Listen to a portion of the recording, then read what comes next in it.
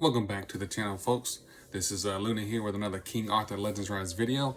This time I'm coming at you with a video from a request from @recep9811. Thank you for dropping that comment on a previous video. And the request was to look at doing a Podarge level 9 to 10 battle. So the team I'm using here also goes all the way up to level 12, to the newest dungeon level. But previously for 9 and 10, the only difference is I could use Iroet and her Flame Relic. But getting into level 11 and 12, Iroet, even though I had great heals coming from Nika, was still dying, mainly just because of not having that relic fully equipped, or fully updated rather. So, go over real quick the skill order setting that I'm using here. Solely using Nika's A3 because of that heal. And I did make a change recently where I was able to craft a recovery belt, which allowed me to give Nika more HP, which then got me up to, I think it was 20,000 HP heals. So that was great. And then Morgan, I'm solely using her A2 to provide that defense down. Now for King Arthur, now because of you do not want to primarily attack Podarge, you get all the damage is coming from attacking her little minions. And so I'm going back and forth between his A2 and his A3 so I can get the AoE damage, but also still get that big smack from his A2. Then Ain here, I'm using her A3 and her A2, one for the counterattack, right? Because that's also needed. And also to get a little bit of heals, but also for that normal status removal as well. So she's pretty key here. I've tried running other damage dealers, but it really hasn't worked out as well, or the run just takes much longer by doing so. Leaving them with this team, this is not a speed farm by far. But again, as usual, I will go over the gear that I'm using for these champions and kind of show you their stats, just to show you that I'm not using the best gear in the world. I do have some pretty decent gear for my account, but again, this is nothing fancy. So if you do the automatic battles this way, just make sure that typically I do have this checked, because I want to prioritize attacking the boss versus, say, one of the arms or legs or whatever from another boss. But for Podarge specifically, you want to make sure you have that unchecked. Now, when we get into the first round here, it goes through pretty quickly, mainly because Arthur can smack pretty good. But as you'll see later on, if you ever look at some of the videos where guys are doing builds where they're showing you their King Arthur build, right, for the Hall of Conquerors or whatever, they'll have like 7,000-8,000 attack. I'm nowhere near close to that. That'd be nice if I was.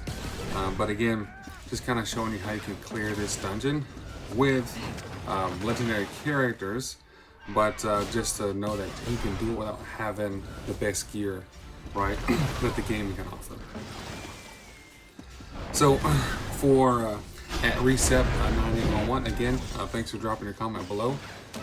If you do not have the characters that I'm using in this video, definitely drop a comment in this video of like some of the characters that you do have, and Mike can try to work at forming that best team for you based off what you have on your account. Now, all of these characters were previously rate-up summons, other than Morgan. Well, I don't remember if Ain was, but definitely Caliber and Arthur was some that you can get during your rate-up summon. Same thing with Nika. And I do have Silveries maxed out for Nika, Morgan, and Ain. But you don't have to have Silvery 10 on each character for this to work.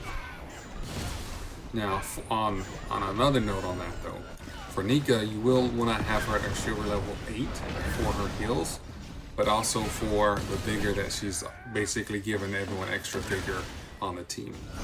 And having Ain at Silver level 8, she does provide a little bit of healing, so that also helps. But I don't think her little bit of heals that she's doing is not necessarily needed for this dungeon because of the heals that Nika is bringing herself. And now I am using the Storm Relic here over Morgan's Flame Relic. Now, and it's mainly because of trying to get the defense down more often. Now you can use your Flame Relic, and it does provide that defense down, and that will work. It will just take this run, it would just make the run take longer than what already is. But if you had her Flame Relic and that's all you had, that could work as well. Now that's on that note, I would also recommend, I would say the best Storm Relics for these characters are definitely Morgan and Aim, because of the damage that they can bring, or the extra debuffs for Morgan specifically. So I did have to wait and save up to purchase these Storm Relics in the shop. So definitely I would get those duplicate characters, especially like non-legendaries, right? First I would recommend maxing out all your characters to level 10. Chivalries, not necessarily level 70, especially for rares.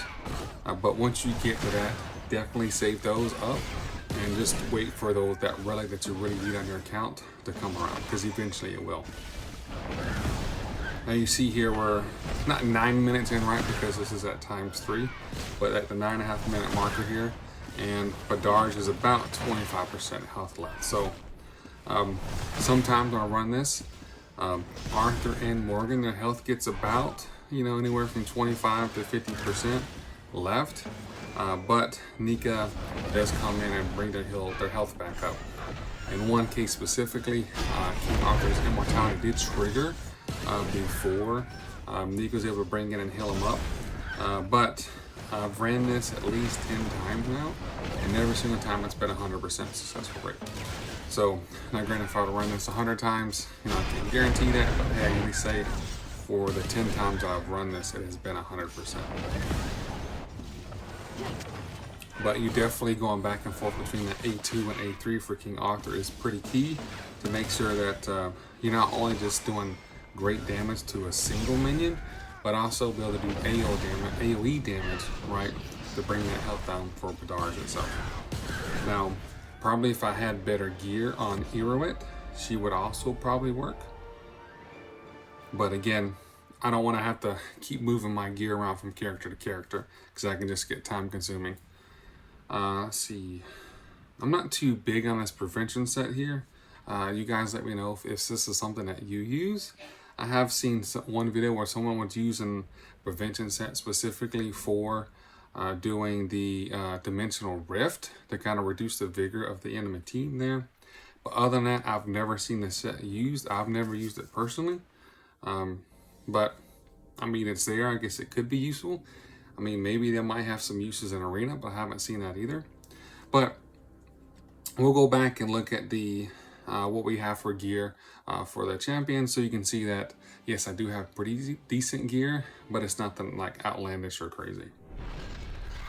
So first off, Morgan, look at her total stats. So she's at 4,000 attack, which is pretty good for Morgan, even though she's not there for damage per se, but she is doing pretty decent amount of damage. Attack speed 283, I mean that's pretty fast. I recommend at least 250-ish or above. And then effect accuracy, you do want that effect accuracy pretty high. I would actually like to have more on her, but at least for what I have, it is working. So, and I do have her in vigor and defense. And if you've seen my previous videos, you know that I just solely have defense 1 for some more survivability, but also for having that 6-star and that effect accuracy, which is really key. Now Nika here, I do have her in a life and a vigor set and a mortal set to provide that barrier for her. I do have recovery on the ring, HP on the earrings, and then HP on the actual necklace itself, and recovery on the belt. Now, I would recommend that you try to max out her HP and her recovery. Don't get too focused on recovery, not HP, and vice versa. Don't get too hung up on, well, I gotta have 80,000 health in order for Nika to bring really good healing, but you actually need a lot of recovery as well. So try to just split that up. And do have an attack speed orb. So I would say if you need to have, you had attack speed ring that you could use, try to use the recovery attack speed orb. I'm sorry, not attack speed orb. Use recovery over attack speed for the orb, right, to kind of make up that difference, because you don't want her too slow because then she won't be able to cycle through her ability fast enough to make sure that she's healing your characters in time. Jump over here to King Arthur. Oh, actually, I forgot. Let me go check out her total stats real quick first. So look at her. She is at 60,000 HP. Attack speed 225. I mean, I would like to have a little bit faster, but again, I'm trying to prioritize HP and recovery, specifically HP percentage, because it does scale pretty well with her standard stats. Like, I'm not worried about effect accuracy. I'm not worried about attack, right? I'm not worried about a lot of defense. You do need some, but mainly for her HP is high enough in any of the levels or other stages or areas of the game. I've never had to worry about my Nika being knocked out. So we'll go and look at Caliber and Arthur. Now I do have him in my best Ascension gear, and you'll see in a moment that is far from the best that others are using, right? But we'll take a quick look at his total stats. I do have my attack 5,000, which is I think the highest attack that I have in my account. Attack speed 279, so he is pretty fast, but just a little bit slower than Morgan, because I want to make sure that Morgan is going ahead of King Arthur to make sure she's landing that defense down. Because you don't want Arthur to come in and smack, and one, you don't have that defense because he's not going to go through his A2 and do those extra hits, but also he's not going to do as much damage if they don't have that defense down, or more specifically also that damage taken increase that Morgan also brings. So look at his equipment. I do have him in an Ascension and a critical set, and mainly because the critical goes one because of the as you see real quick, the attack speed rolls that I have on this gear. But also because of I don't have them fully maxed out on chivalry, so I'm kind of lacking on some of the extra crit rate that comes along with having higher chivalries on Caliber and Arthur here. Now I do have them in a strife set because of when I do use them in arena. However, that is not needed for this dungeon. Now I would say if you have some of the better gear, like say a focus set or a unity set on one of these characters, that would also probably make this run faster, but I don't have, good sets of those yet.